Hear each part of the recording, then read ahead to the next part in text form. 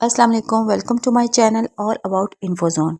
Guys, आज की video में मैं आपको दुनिया के 10 सबसे छोटे ममालिक के बारे में बताने जा रही हूँ जो आबादी और रकबे के लिहाज से दुनिया में सबसे छोटे हैं। जो सबसे पहले कंट्री आता है उसका नाम है वेटिकन सिटी।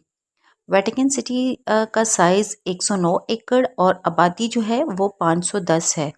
दोनों लिहाज से ये दुनिया का सबसे छोटा मुल्क है।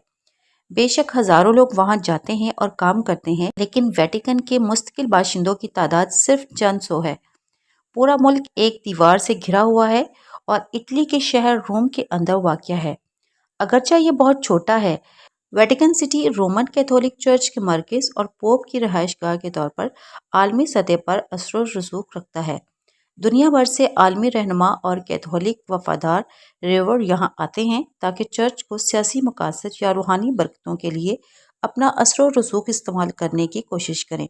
लेकिन ये सिर्फ कैथोलिक ही नहीं जो वेटिकन का दौरा करते हैं, किसी भी मजहबी या गैर मजहबी पस मंज़र के सियाह वेटिकन के मशहूर फ़न तामीर, मुजस्मा साजी और दीवारों जैसे सेंट पीटर्स या बासिलिका की तारीफ करने जाते हैं। नंबर 2 पर जो सिटी आता है उसका नाम है तोवालव एक बहरुल काहिल है, जजीरे का मुल्क जजीरों पर मुश्तमिल है जिसकी आबादी तकरीबन 11,312 है। ये मुल्क हवाई और ऑस्ट्रेलिया के दरमियान तकरीबन आधा फासला है। कुर्रा अरज पर सबसे वसी समंदर के मरकज़ के करीब अपनी पोजीशन से तोवालव को ज़मीन के सबसे दूर दराज ममालिक में से एक समझा जाता है। मुल्क का कुल ज़मीनी रकबा सिर्फ 10 मुरबा मील है और इसका ज़्यादातर हिस्सा सतह समंदर से थोड़ा ऊपर है। इसीलिए ज़ाहिर है कि ग्लोबल वार्मिंग और समंदर की बढ़ती हुई सतह वहाँ के लोगों के लिए एक बहुत बड़ी तशवीश है। इसके छोटे साइज़ से मुल्क के लिए एक और मसला ये है कि इसके पास इतनी फसलें उगाने के लिए ज़्यादा मिट्टी नहीं है। बिलाशुबा समंदरी ग़िज़ा वाफिर मिकदार में है, लेकिन ज़्यादा अच्छी खुराक के लिए मुल्क को बैरून मुल्क से खुराक और दीगर मसनूआत दरामद करना पड़ती हैं, जो कि शिपिंग के अखराजात की वजह से बहुत महंगी हैं। तीसरे नंबर पर जो कंट्री आता है उसका नाम है नोरो। तुआलव की तरह नोरो बहरुल काहिल के एक दूर दराज जजीरे की कौम है, लेकिन इस मामले में पूरे मुल्क के तमाम 12,668 अफराद सिर्फ एक जजीरे पर ही रहते हैं। नारो के बारे में कुछ अनोखी बात यह है कि इस ज़मीन पर सबसे कम देखने वाला मुल्क कहा जाता है। इसकी अपनी आबादी के अलावा कुर्रा अर्ज़ पर सिर्फ 15,000 लोग हैं जो कभी वहाँ रहे हैं। दिलचस्प बात यह है कि ये उन लोगों में से एक मलका एलिज़ाबेथ दोम भी थीं जिन्होंने इस जजीरे को बहरुल काहिल के अपने सरकारी दौरों में शामिल किया था। ताहम इसकी एक अच्छी वजह यह भी है कि बहुत सारे ममालिक छोटे नौरों में दिलचस्पी रखते थे। इसकी वजह यह है कि ये जजीरा फॉस्फेट के बड़े ज़खायर के ऊपर बैठा हुआ था। फॉस्फेट एक कीमती अंसर है जिसे मुख्तलिफ़ किस्म की सनतें और अपनी मसनूआत बनाने के लिए इस्तेमाल करती थीं। यह ख़ास तौर पर खाद के तौर पर और जानवरों के खाने में एक अंसर के तौर पर भी मुफीद है। नौरों में ये भरपूर ज़ख़ीरा सतह के करीब वाक़या था। यहाँ तक कि टेक्नोलॉजी की कम सतह के बावजूद फॉस्फेट 1990 की दहाई में ख़त्म होने से पहले तकरीबन 100 साल तक जारी रहा। इसमें से जो बचा इसे निकालना तजारती तौर पर मुमकिन नहीं समझा जाता। इसके नतीजे में जजीरे की मईशत तबाह हो गई और ज़्यादातर आबादी बेरोज़गार हो गई। आज नौरो काफ़ी हद तक ऑस्ट्रेलिया की मदद पर मुनहसर है।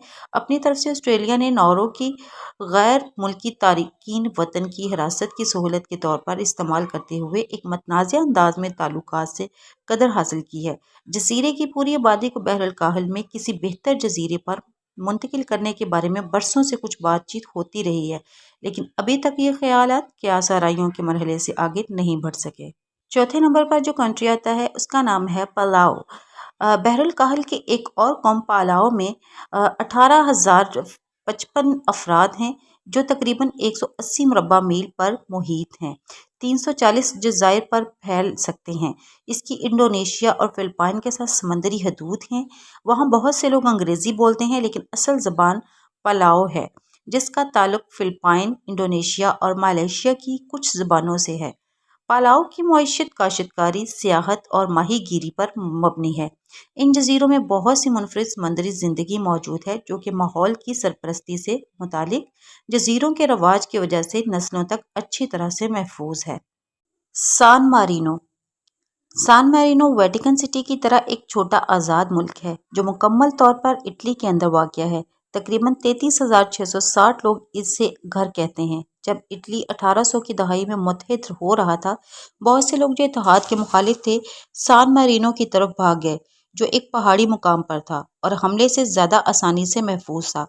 انہیں ملک میں زبردستی داخل کرنے کی کوشش کرنے کی بجائے اٹلی نے 1862 میں ان کے ساتھ ایک معاہدے پر دستخط کر کے مسئلہ حل کیا، جس نے انہیں آزاد رہنے کی اجازت دی۔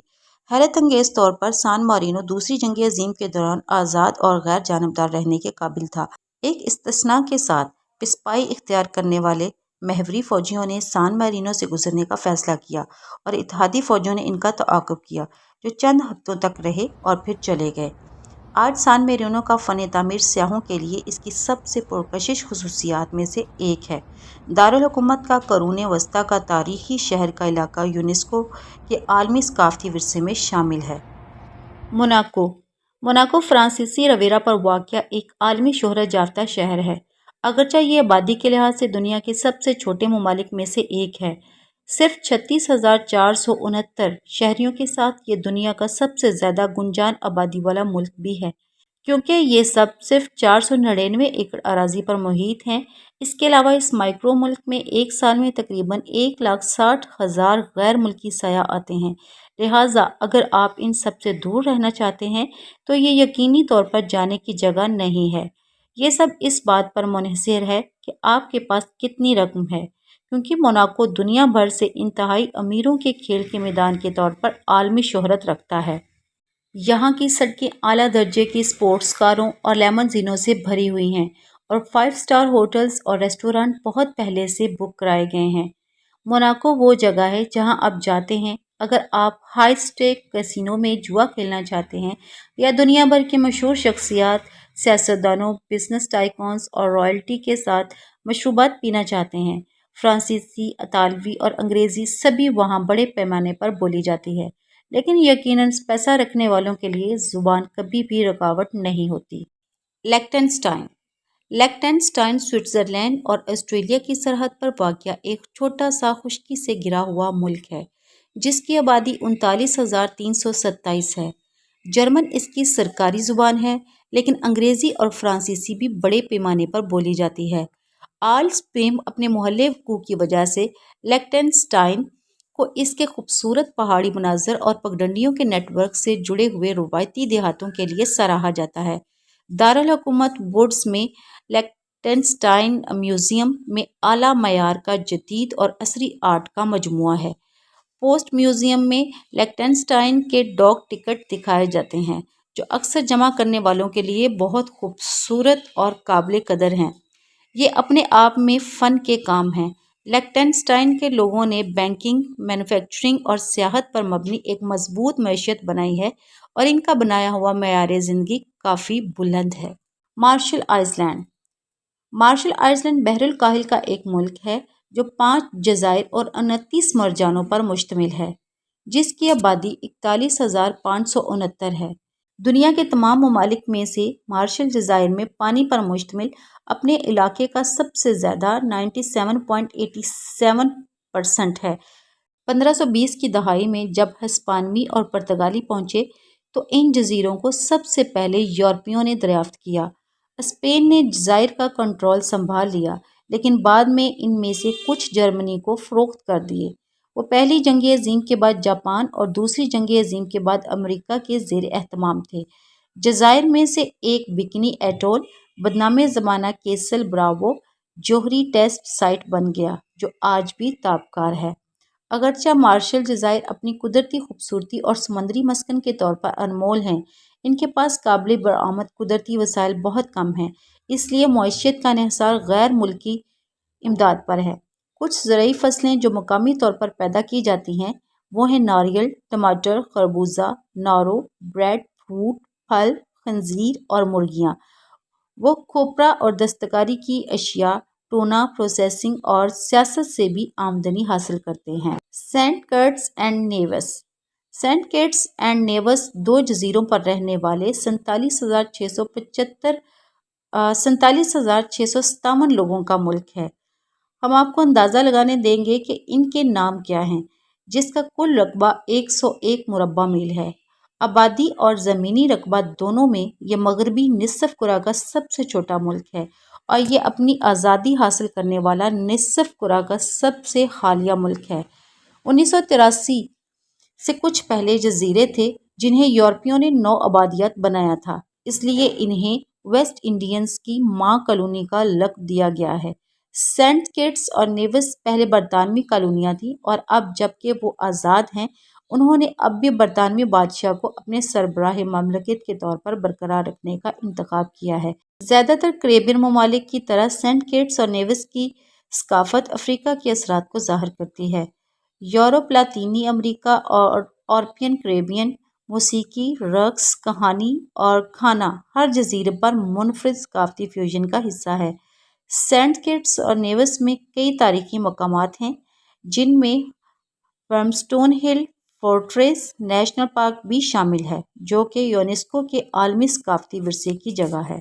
डोमिनिका डोमिनिका एक जजीरा मुल्क है जिसका रकबा सिर्फ 290 मुरब्बा मील है। ये बहेरा कैरेबियन में वाक़या है और 72,737 अफराद को इस जजीरे की जन्नत में रहने का एजाज़ हासिल है। जजीरे पर असल आबादकार अरवाक के कुछ लोग थे, जो जनूबी अमेरिका के एक अहम कबीला थे। जब यूरोपी लोग पहुंचे तो वो कैरेबियन जजीरों में गए और रिम जैसी मसनूआत तैयार करने के मकामात के तौर पर दिलचस्पी रखते थे। अपने मुनाफा को ज़्यादा रखने के लिए उन्होंने अफ्रीकी गुलामों को जज़ायर में दरआमद किया। फ्रांस ने 75 साल तक डोमिनिका को इसी तरह कंट्रोल किया, लेकिन इस जजीरे को अंग्रेज़ों से खो दिया, जिन्होंने इसे 200 साल तक अपनी सल्तनत में रखा। डोमिनिका को बिल आखिर 1978 में अपनी आज़ादी वापस मिली, अगरचे इसकी तारीख में बहुत से अलमनाक बाब आए। डोमिनिका की वाकई दिलचस्प इंसानी सकाफत के अलावा ये जजीरा ख़ास तौर पर कैरेबियन में अपने कुदरती माहौल की वजह से नुमायाँ है। अच्छी वजह से इसे natural island of the Caribbean कहा जाता है। डोमिनिका एक आतिशफशान जजीरा है जो अब भी एक तरह से मुतहर्रिक है। अगर आप बॉइलिंग लीक नेशनल पार्क का दौरा करें तो आप दुनिया का दूसरा सबसे बड़ा गर्म चश्मा देख सकते हैं। डोमिनिका में वाक़या शानदार आबशारों और भरपूर बारिश के जंगलात भी हैं जो पहाड़ों पर चढ़ते हैं, और इन जंगलात के अंदर दुनिया के नायाब तरीन पौधों और जानवरों और परिंदों की नस्लें हैं। मिसाल के तौर पर सेसरू तोता मादूमियत के करीब है और सिर्फ डोमिनिका में पाया जाता है। ऐसा तोता आपने कभी भी नहीं देखा होगा। इसके असल में जामनी रंग के पंख होते हैं जो गहरे सब्ज रंग में जिम हो जाते हैं, जैसा कि ये किसी आला तबके की पार्टी के लिए पहना हुआ हो। सो आई होप गाइस आपको ये वीडियो अच्छी लगी होगी, और अगर आपको वीडियो अच्छी लगे तो मेरे चैनल को सब्सक्राइब करें, वीडियो को लाइक करें और बेल आइकन ज़रूर प्रेस करें ताकि आपको मज़ीद ऐसी इंफॉर्मेशनल वीडियोस मिलती रहें। Thanks for watching. अल्लाह हाफिज़।